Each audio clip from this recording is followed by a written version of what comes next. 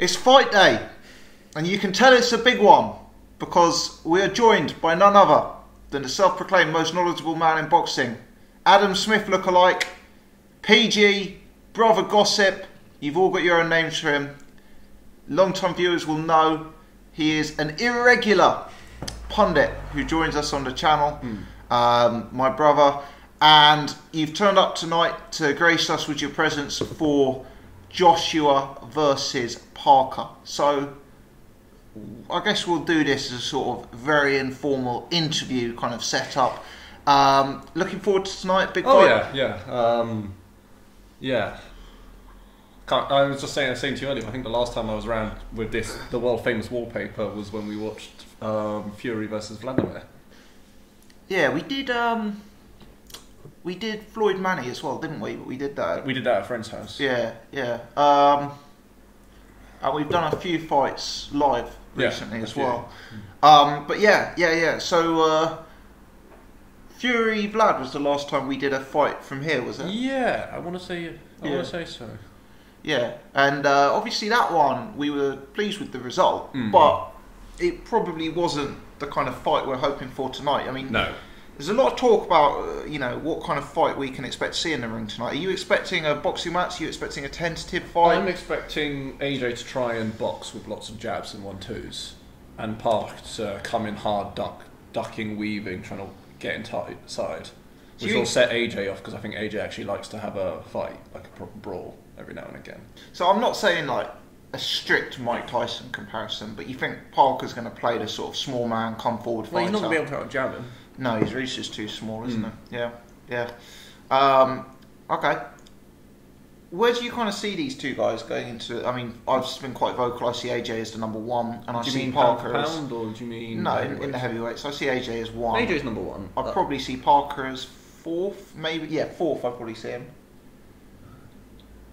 I'd say fourth. Actually, is pretty fair. I would say. Yeah. Deontay number two. I'd still have Luis Ortiz. Oh, I was thinking Povetkin. I forgot. I don't.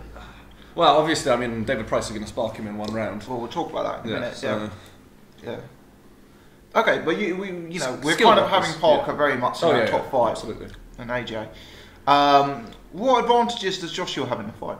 Well, one is obviously he's even though he's coming light, he's coming heavy for heavier, better reach, much more experience. Would it be fair to say that on paper Parker's best opponent was Takam?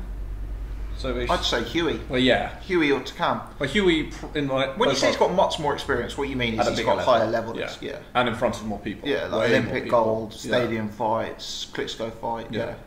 So he's got experience. And I know AJ's been down, obviously, but I don't think that.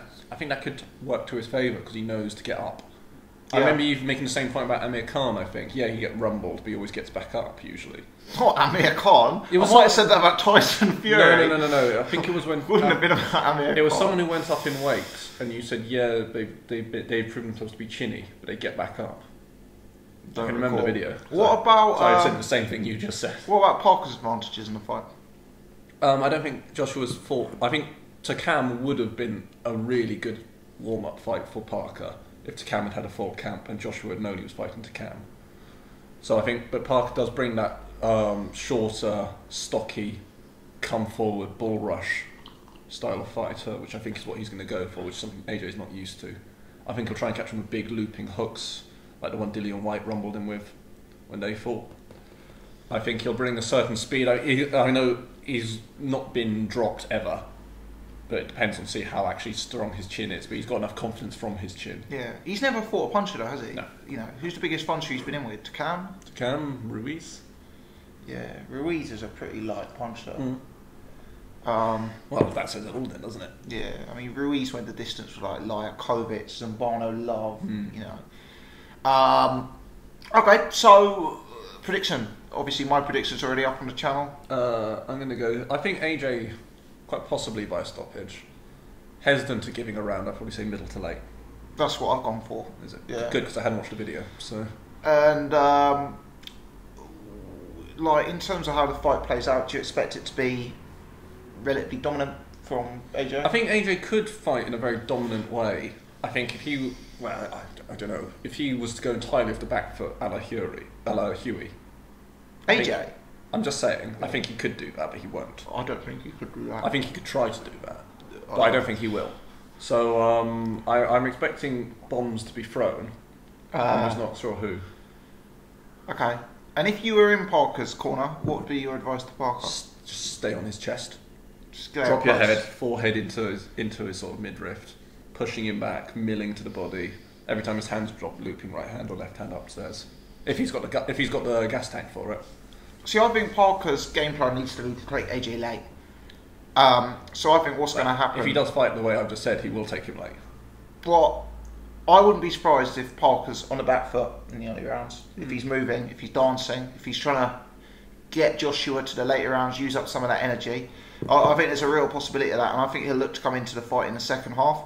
I'm concerned about Parker's defensive frailties, especially when he looks to engage. And I think when the time comes for him to roll the dice, you know, AJ is an underrated counterpuncher. How do you feel about all this? Because you were banging the Joseph Parker drum long time ago. Yeah. I mean, I was talking about Joseph Parker in 2014, but what I would say is when I was talking about Joseph Parker, I was talking about him as an elite prospect, not an elite champion. And when I looked at Parker as a youngster, I thought this guy's got everything needed to be a world champion. But when you're looking at a prospect, you're building in the idea that they're going to get better. Yeah. And my concern is that Parker actually hasn't got better. Well, he's had the elbow surgery, hasn't he? Recently? Well, I don't take much stock in that, you know. But regardless, elbow or no elbow, technically I don't think he's got better. I think his defence has been average. I think his jab has been underutilised. Remind me of the name he fought before Huey.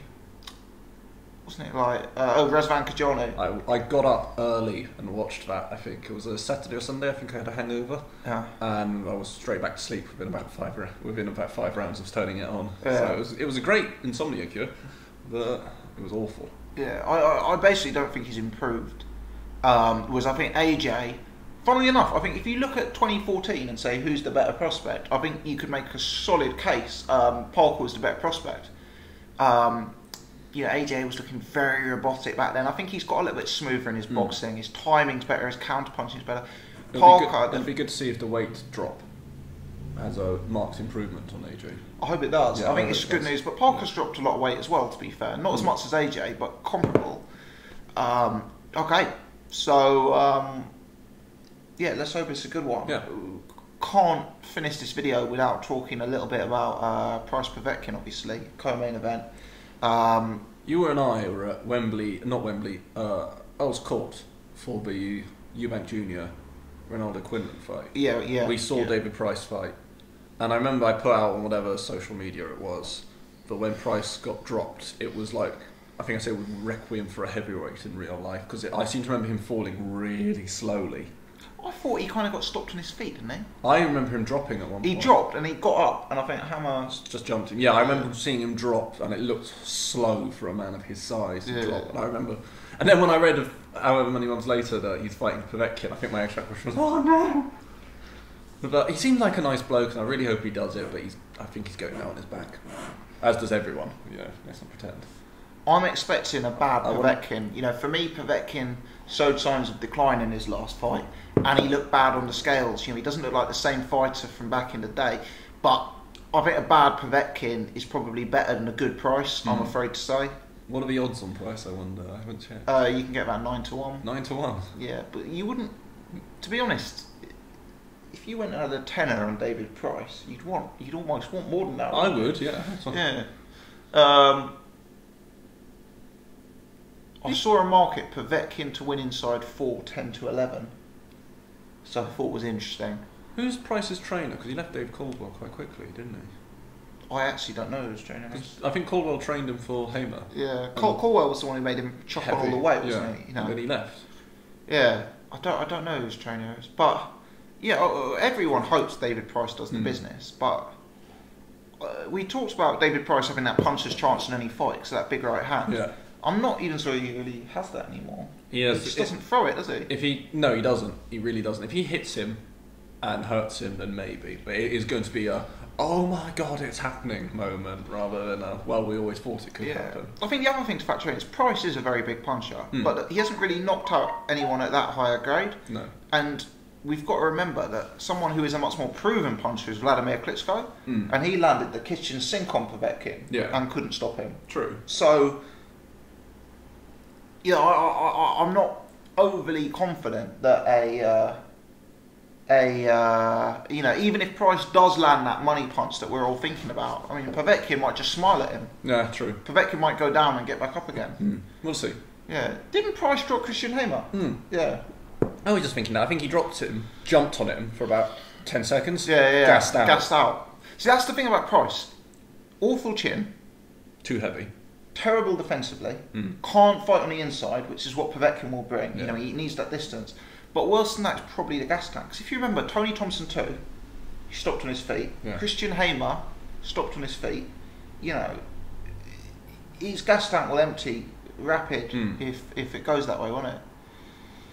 Well, what else is on the undercard? Josh Kelly versus Carlos Molina. That's quite an interesting fight. I, like everyone, I'm massively on the Josh Kelly hype train for the moment. So I think it's interesting to see him step through the levels. Do you know Carlos Molina? Yeah, didn't he fight Amir Khan, lightweight world champion? Nah, I think very possibly different fighters, same name. So this guy drew with Lara. He beat Kermit Sinchon. He's been in with big names at light middleweight. I think this fight is at welter. Basically, he's older now. I think his record's like 28-8. He's never been stopped, so he's durable as hell. But he is on the decline. But back in the day, he fought James Kirkland. He beat Ishe Smith. Did he beat Ishe? I think so. It's a bit hazy, but he's mixed it at a very, very good level at light middleweight. So we'll have to see how it all plays out, obviously. But could be good. I think Crawler can get back into title contention. Yeah, I'm not interested. I don't really want to. Crawler's just not the kind of fighter I'm interested in I like seeing. Crawler, and I think the fact that obviously with the lightweight division being a bit clogged at the minute, I think it's interesting he could probably get a title shot on the back of this. Yeah, but Cordina, I like Cordina, but I'm not overly interested. It's funny that I would normally expect maybe it's because of the Wembley card when Josh, I can't remember if it was Frochel or the Anthony Joshua fight, but you normally expect a De Gale and a Katie Taylor on these cards. Ryan Burnett. He's very good. I've heard from Eddie Hearn actually that Ryan Burnett and Zolani Teti will both go into the next series of the World Boxing Super Series. Oh really? Yeah. Where'd you hear that from? From an Eddie Hearn interview. Okay. Well, so presumably that's the plan. I read yesterday that Naoya Inoue has been contacted for it. Isn't he fighting McDonald? Yeah, but after that. Yeah, I'm not sure he'll beat McDonald. I think he will. And I like Jeremy McDonald, but I think that's a step way too into the upper echelon. I don't know. Well, I'm not. McDonald wins fights because of his gas tank and his superior size. Yeah, but this Inoue has come from the grade below, the division below. He's big though. Yeah, but what I'm getting at is when you spend your whole life as the big fighter, the power puncher, he's now stepping up a weight class and he's fighting someone who's considered a giant in that weight class. So he spent his whole life being the size, being the power. Those McDonald brothers, they're not spectacular, but they are like... Gavin looked very good in his last fight. That's what I mean. But you couldn't say he's a spectacular fighter. No. Jamie is a good bit above Gavin as well. Oh, yeah. A good bit above For sure. Gavin. Look, clearly Inoue is a favourite. Clearly. Like, if I put my life savings on who it's going to be, I'd pick. We're digressing though, because that is going to be a cracking tournament. What Burnett, Tete, possibly Inoue. That's the two champions at the moment. So yeah. Is that Lewis Neary? Is that Lewis Neary? I thought he got suspended for coming in over. That's right. Yeah. And then Inoue, if he beats McDonald, will get a regular title. Yeah. WBA regular. And I think the other one might be light heavyweight. Yeah. I see it somewhere. I think it was on Boxing Scene. I read a while ago. They think you're running free, but I think that would be too many. Yeah. Cool. Okay. Any more thoughts on? Not off the top of my head. It is odd not seeing a De Gale and a Taylor. But obviously, Taylor's fighting, at the Manhattan Centre or the Barclays Centre. Yeah. De Gale's not really on it. De Gale's fighting next week, isn't he? Yeah, again in Canada. In the States, definitely. I don't know if it's in Canada, but. Yeah, yeah. Cool. All right. We're going to do some more filming, but we'll wrap this one up there for now. Many thanks for tuning in.